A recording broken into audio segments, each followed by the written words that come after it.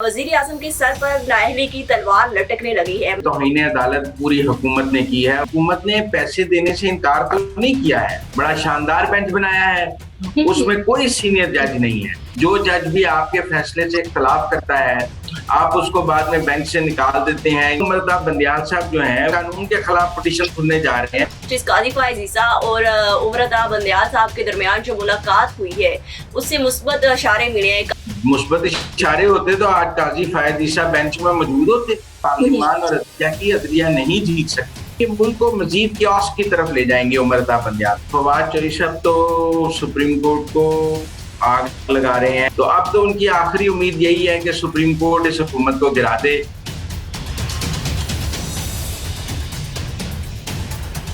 अस्सलाम वालेकुम, मुझे कहते हैं सोबिया अशरफ और आप देख रहे हैं प्रोग्राम अंदर की बात मुजम्मिल सोहरवर्दी के साथ। फंड्स की अदब फराहमी के बाद वजीर आजम के सर पर नाअहली की तलवार लटकने लगी है, मगर अब देखना ये है कि ये सियासी नाअहली की तलवार जो है वजीर आजम का सर कलम करेगी या फिर किसी और का। इसी के हवाले से आज हम बात करेंगे। तो सर ये बताएं, आज जो सुप्रीम कोर्ट में हेयरिंग हुई है और सुप्रीम चीफ जस्टिस ने तलब कर ली है अटॉर्नी जनरल को और गवर्नर स्टेट बैंक को भी, और 14 मई को उन्होंने अपने चैम्बर में तलब किया है। आपको क्या लगता है आगे क्या होगा? लेकिन जो नोटिस जारी हुआ है उसमें तो बज़ाहिर चीफ जस्टिस ने ये लिख दिया है कि तौहीन अदालत पूरी हुकूमत ने की है, उन्होंने फेडरल गवर्नमेंट के ऊपर जिम्मा लगाया है। अब हुकूमत में तो सारी काबीना आ सकती है, हुकूमत में सारे लोग आ सकते हैं, तो क्या वो पूरी हुकूमत पर तौहीन अदालत लगाने लगे हैं क्योंकि कैबिनेट का फैसला था। लेकिन इसमें एक कानूनी पोजीशन ये भी है कि अभी हुकूमत ने पैसे देने से इनकार तो नहीं किया है। पैसे देने के लिए हुकूमत ने एक फाइनेंस बिल पार्लियामान में पेश किया है जो कायमा कमेटी को मूव हुआ है, और कायमा कमेटी के बाद वो कौमी असेंबली में आएगा। हो सकता है कौमी असेंबली उसको मंजूर कर ले और पैसे दे दिए जाएं, और हो सकता है कि कौमी असेंबली उसको मंजूर ना करे। तो मेरे ख्याल में उमरता बंदियाल साहब ने जिस तरह सू मोटव लेने में जल्दी की थी और जिसके नतीजे में एक तनाजा पैदा हो गया कि अगर वो हाई कोर्ट और supreme court, Peshawar high court को और लाहौर हाई कोर्ट को फैसला करने देते और उनकी अपीलें सुनते, तो आज इलेक्शन की तारीख के हवाले से ये तनाजा मौजूद ना होता। तनाजा तो उनके सू मोटव से हुआ। इसी तरह से उन्होंने अब ये नोटिस दिया है, ये भी मुझे लगता है कि उनको इंतजार करना चाहिए था कि पार्लियामान से अगर बिल मंजूर हो जाता है तो इस नोटिस की शायद जरूरत ही ना पड़ती, पैसे दे दिए जाते, और अगर मुस्तरद हो जाता तो फिर वो जरूर बात कर सकते थे। अब 14 तारीख को सेक्रेटरी खजाना और गवर्नर स्टेट बैंक कह देंगे कि जी पार्लियामान से मंजूरी के लिए भेज दिया है, तो वो क्या कहेंगे कि इन पैसों की पार्लियामान से मंजूरी की जरूरत नहीं है, आप पार्लियामान से मंजूरी के बगैर ये पैसे हमें दे दें। पाकिस्तान के आइन और कानून के तहत पैसे पार्लियामान की मंजूरी से ही खर्च हो सकते हैं। मंजूरी आप पहले लें या बाद में लें, लेकिन मंजूरी जरूर लेनी है। अब चूंकि मंजूरी का अमल जारी है, मुझे नहीं लगता कि उमरता बंदियाल साहब को जल्दी क्या है, वो 4-6 दिन इंतजार कर लेते, ज्यादा अच्छा फैसला हो सकता उसमें। लेकिन देखे ना, उन्होंने सिर्फ यही एक केस 14 के लिए मुकर्रर नहीं किया, उन्होंने 13 तारीख के लिए जो कौमी असेंबली और सेनेट दूसरी दफा बिल पास हुआ है जिसमें प्रैक्टिस एंड प्रोसीजर बिल, जिसमें सुप्रीम कोर्ट के चीफ जस्टिस के बेंच बनाने के अख्तियार कि वो मिलकर बनाएंगे, सुमोटोव लेने के अख्तियार, और फिर सुमोटोव पर 184(3) में अपील के हक के हवाले से कानून साजी की है, उसके लिए भी एक बेंच बना दिया है। बड़ा शानदार बेंच बनाया है, उसमें कोई सीनियर जज नहीं है, उसमें काजी फाइज ईसा नहीं है, सरदार तारिक नहीं है, अतर मनिल्ला नहीं है, जमाल मंदोखिल नहीं है, उसमें आप समझे कि वो जो है जिन्होंने अब तक डिसेंट नोट दिए हैं चीफ जस्टिस के खिलाफ, 7 जज जो 7 सीनियर जज हैं वो नहीं है। उनके वही इजाजुल हसन, मुनीब अख्तर, मुजाहिर अली नकवी, शाहिद वहीद, जो उनके अपने 8 जज हैं, उन्होंने उनके साथ वो बेंच बना लिया है सीनियर जजेस के बगैर। ये भी एक तनाजा पैदा होगा कि आपने जब कोई कानून के बारे में सुनना है तो आप फिर जूनियर जजेस के साथ बैठकर सुनेंगे और सीनियर जजेस को उस बेंच में नहीं बिठाएंगे। जो जज भी आपके फैसले से इख्तलाफ करता है आप उसको बाद में बेंच से निकाल देते हैं या उसको उसके साथ फिर बेंच नहीं बनाते हैं। फिर इस नए रोस्टर पे इशरत अली रजिस्ट्रार के ही दस्तखत हैं, उसके बारे में भी काजी ईसा साहब पहले ही फैसला दे चुके हैं कि वो तो ट्रांसफर हो चुके हैं, कैबिनेट उनको वापस बुला चुकी है, वो अभी तक बतौर रजिस्ट्रार कैसे काम कर रहे हैं। तो लिहाजा मेरे ख्याल में इतना आसान नहीं होगा उमर अताब बंदियाल साहब के लिए पूरी काबीना पर तौहीन अदालत लगाकर पूरी काबीना को तौहीन अदालत में सजा दे दें। उनको समझना होगा कि कैबिनेट का एक फैसला है, अकेले वजीर आजम का तो फैसला है नहीं।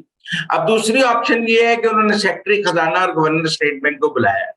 वो सेक्रेटरी खजाना और गवर्नर स्टेट बैंक को कहें कि किसी पार्लियामान की अप्रूवल की जरूरत नहीं है, 90 दिन में इलेक्शन होने हैं, ये आईनी जरूरत है, आप डायरेक्ट पाकिस्तान के खजाने से पैसे इलेक्शन कमीशन को दे दें, इसके लिए किसी मंजूरी की जरूरत नहीं है, जब सुप्रीम कोर्ट हुक्म दे रहा है तो आप पैसे दे दें।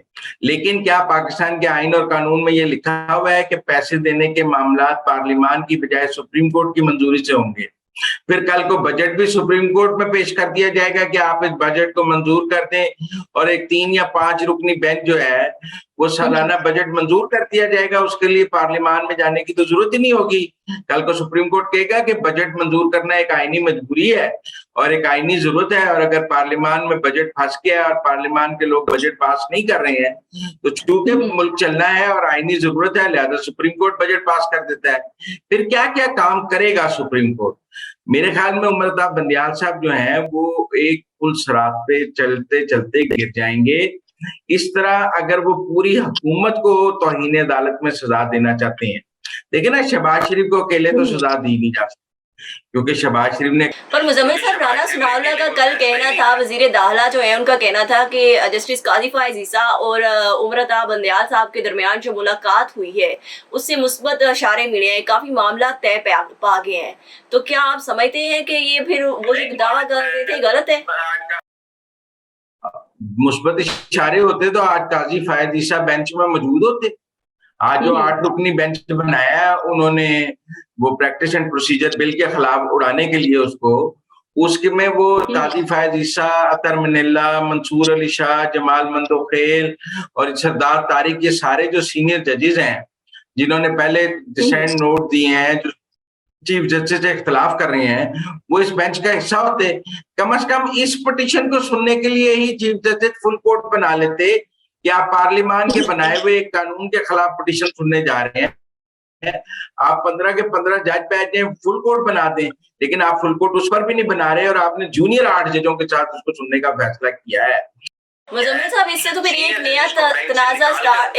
नए तनाज़े का आगाज हो गया ना, क्योंकि कल हुकूमत ने ये दावा किया है कि अगर अदालत जो है वो प्रैक्टिस एंड प्रोसीजर बिल को जो है मुस्तरद कर देती है तो फिर भी पार्लियामान में जो है वो मुनासिब इक़दाम उठाया जाएगा।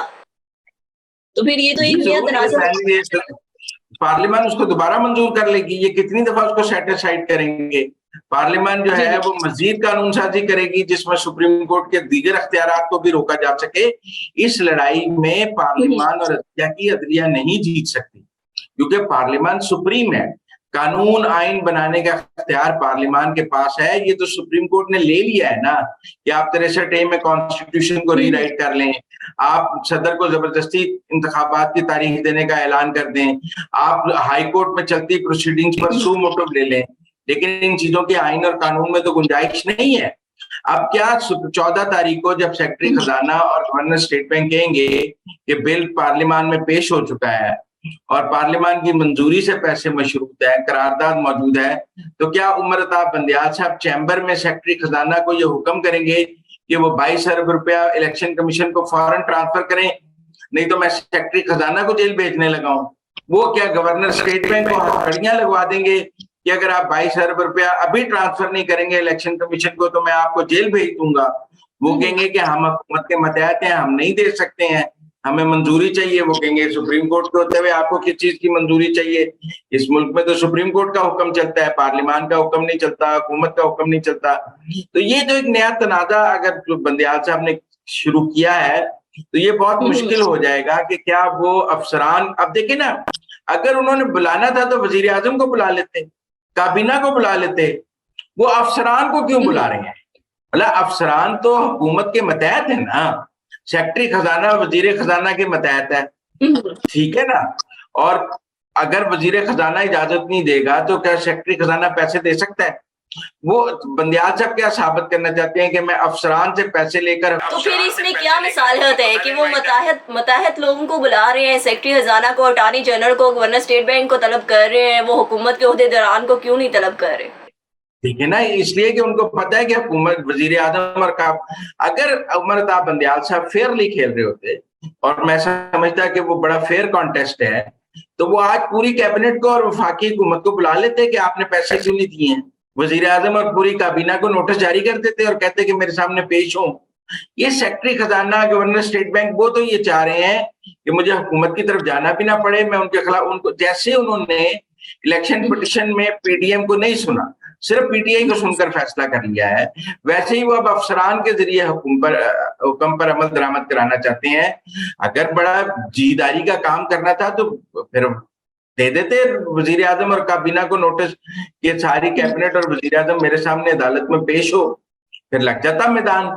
ये सेक्रेटरी खजाना और इनके जरिए बुलाकर आप उनको ऑर्डर करेंगे कि पैसे दे दें, हुकूमत उनको ऑर्डर करेगी कि पैसे नहीं देने हैं, पार्लियामान की मंजूरी से देने हैं, पार्लियामान में अभी मंजूरी हुई नहीं है, तो मेरे ख्याल में ये मुल्क को मजीद क्योस की तरफ ले जाएंगे उमर अताब बंदियाल साहब। मेरी अब भी ये दरखास्त है उमर अताब बंदियाल साहब से कि जब 14 तारीख को आपको ये बताया जाएगा कि इस बारे में एक फाइनेंस बिल मूव हो चुका है और आप उस फाइनेंस बिल कौमी असेंबली में अंडर कंसिडरेशन है, तो आपको अभी रेस्ट्रेंट का मुजाहरा करना चाहिए, पार्लियामान के फैसले का इंतजार करना चाहिए।